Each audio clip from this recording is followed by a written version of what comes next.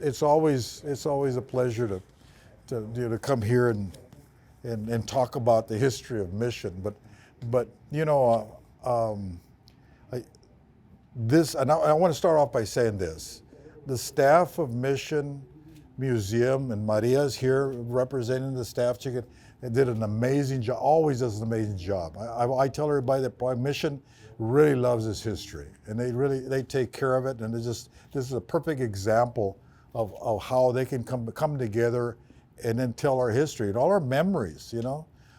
This was a real special one in that it was baseball, and I love sports, and I think that when the board got together, we talked about it. It was a subject that we wanted to come back and have fun with, and we had a lot of fun putting this one together. I know the staff worked weekends and put things together, and if you had a chance to see it, it represents Mission. I really want to, just start off by talking about, the main theme here really is Leonajo. There was so many, great players here. It's amazing to see the emphasis of baseball, especially, starting 100 years ago, that we started seeing baseball really strong. Baseball was already gaining a lot of fame in the United States, but Mission somehow just made it just a little bit more special. And you wonder, why Mission? Why Leonajo? What happened here? But I attribute that, a lot to the railroad. The railroad had a way to tying us up north. The railroad in 1905, when it came down here, it came into Harlingen and Brownsville, and then made its way here and stopped here at San Fordyce. But that was really a good reason to connect to the rest of the world and bring baseball. What's really even more interesting is that this was the end of the line, Mission, but also a connection to Laredo. So all of a sudden you had the railroad, you have one line that went to Louisiana, went all the way to Chicago, and then you had this other line that went to San Antonio and up the Midwest, all the way to Iowa in the middle part of the United States. So it really brought two different ideas. Keep in mind, baseball back then stopped at the Mississippi River. You didn't have baseball teams on that side. All the baseball teams were in the East Coast. And then later on in the 50s, you saw where, Brooklyn and the Met and the New York, the Brooklyn Dodgers and the New York Giants moved to California, and then they started filling up over there. But it was always a game over there. So if you were going to have any future in baseball, you had to go east. And so, and what happened here was, and really I got a really good insight when some pictures were presented to me, and it showed a lot of Laredo baseball and Mr. Contreras' connection to, there was Ernesto. He had a car, and this car would allow him to go from here and connect. There was no railroad going to Laredo, but there was players in Fort Ringgold that were playing over here because it was close. So by having this connection to Laredo, he would take the players and they would have games with each other. Well, San Antonio took a big interest in players there, and a lot had to do with your father going to San Antonio. And from then he started playing and then by then Chicago White Sox took note. In 26, he went to play, and he came this close of making the major league, and it would have been amazing if he had. But for whatever reasons, he came this close, and he just didn't get that opportunity again. But he had an opportunity to really shine on the Midwest, which baseball, again, was real important, but it wasn't the major league. But another thing that was important, that connection went to Mexico. And so the interest in Mexico just went crazy over there. I mean, and I'm talking about the 20s, the 30s, okay? And then by then, the late 30s, Mexico decided to form a Mexican league. That they were playing a lot of baseball in Monterrey, but not a Mexican league. And who did they choose to go and take care of the teams from Mexico? Mr. Alanis went and took care of the Tampico team, later on the Veracruz, later on played in Mexico City. But he became a well-known figure in Mexico, just as well-known as he had been over here in the minor leagues, to the point where he was elected to the Hall of Fame by the people in Mexico, not by the people in the United States.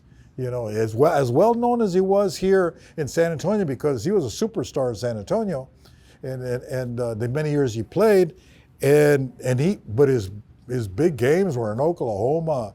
Those were really shined. So it's a big story of his, but there's a big story. It opened the doors for a lot of things, like the 30-30 team. The 30-30 team became the symbol of baseball in the Valley. One of the things I always bring up in my personal contact, of course, hanging around a lot with his sons and his friends, and a lot of you friends are here, and I'm so thankful to see a lot of my classmates here that make a big difference. We still be able to talk to each other and see each other, but growing up in Mission, what do we know? We saw this happening. I lived in front of Marcel School. Marcel School was across the 30-30 baseball park. From the backyard, I could hear the cracks of the bat. And you knew they were playing baseball at the stadium. And once in a while, we run over there and look at it. I also remember one time my dad the museum used to be KRT upstairs. I don't know if anybody remembers that. And so my dad was a radio announcer for KRT, and he's a radio engineer, but he really took on the microphone. Well, I remember one time he took me, let's go to the baseball game. He says, I'm going to do the play-by-play of the baseball game and broadcast it from the station. I says, wow, that's pretty cool. So we was there, and he said, and I said, I didn't know you could do that. And plus everyone liked baseball. When you think of baseball was the sport until the 60s, and then really until the Super Bowl. Super Bowl football took over, but before that it was baseball. And horse racing was a big one too. But I all those years, we all participated in some way with baseball. We saw, we read, and you can see this exhibit talks about a lot of these things. I learned a lot. Okay, so don't think, even though I took a special interest, like many of us, we didn't know a lot of these things, and we forgot a lot of these things. One of my favorite things that came out of this was, I remember Bruno Cavazos. Okay, Bruno was a great baseball player. I remember they used to, since my dad worked radio station, I would hear the radio, and it says, "Come and see the superstar of Little League baseball, Bruno Cavazos. He can throw, he can hit, he can." Little League. They were talking about coming to the Little League games, and Bruno. So Bruno, went on to play softball. He played with the Mexican. Played Pan American, played with the Mexican League. But his sons really shined. They made it into the major leagues, and they played, really some big games in the major leagues. And so his sons got to go that far because of the foundation of everyone else. He was able to get that far. So we call Bruno happened have a niece that's also my brother's daughter. Okay, so I saw them and I said, I need to get a hold of Bruno. And she called me. Says, I called Bruno. I said, Bruno, you have a big part in this, like a lot of others. Please, what? And he said, well, I live in Freeport, whatever. And he says, you know what? I'm going to go over there. We'll talk. And then he talked to the Cavazos were big baseball players. Cavazos, all the brothers, the Cavazos. As a matter of fact, Mr. Cavazos was in the Valley. He was known as the Babe Ruth of baseball. He could hit that home run. And all the brothers were good. And we have a special exhibit on him. And the family was able to provide us pictures of the Cavazos that we put up. Bruno was bringing his sons, to uniforms exhibit here. But what was really special is that one Cavazos remained out of all their brothers was still alive. They had a family reunion here, and I'm talking about the whole family came here and celebrated. They made special cupcakes. They made cakes. They came back in and had this reunion where all of them came over the state to come here because we were featuring the Cavazos family as one of the members. It was so, I mean, it just to see that made it just worthwhile, to see, the family, the sons here made it all worthwhile, that we were able to come back and relive a lot of this because we can't forget these things. And there's always that tendency to forget. The life of the people of Mission is very special. We had our Hall of Fame banquet in Mission this year. So we honor every year. And a lot of members here are on the Hall of Fame. We've inducted them in many years. This year I happened to be the president, and I was talking. But one of the things that I brought up, and it probably upset a lot of the other membership, because I said, this is the town of champions. This is where you have the Tom Landrys, you have the Leo Najos, this is where guys, even this person, nobody even knew Earl Caldwell. Earl Caldwell won 300 games. That's a big number in Major League. Of course, he did it in minor league too. 300 games. This is Larry's father. He played baseball for 5 decades. Played all the way, played in the Harlingen Capitals in the end. His son was his catcher at the Harlingen Capitals. But he played in one magic year, this man, when he was playing with the Chicago White Sox, he won 13 games. That's a lot of games. And he was a relief pitcher, but he was winning a relief pitcher. In those 13, he was number 11 on the MVP list for the year. Number 11. Never had a game like that again. Now, he's better known for throwing a ninth inning game to Joe DiMaggio and hitting it out of the park. But he also played with Ted Williams, and he played with Roger Hornsby, all the big names of baseball. A Mission man. Came down, played, came back, working the packing sheds here in Mission. Really in the first part of Harlingen, in Mission. His sons played football, tremendous athletes here, but they're part of this legacy that we're talking about. Earl, and you saw him, I remember at the football games. He was tough on Larry, wasn't he? Yes. I didn't know who he was. I didn't know he was a big-time baseball player. And then you start, as a matter of fact, a lot of people didn't know about him because he didn't talk about it.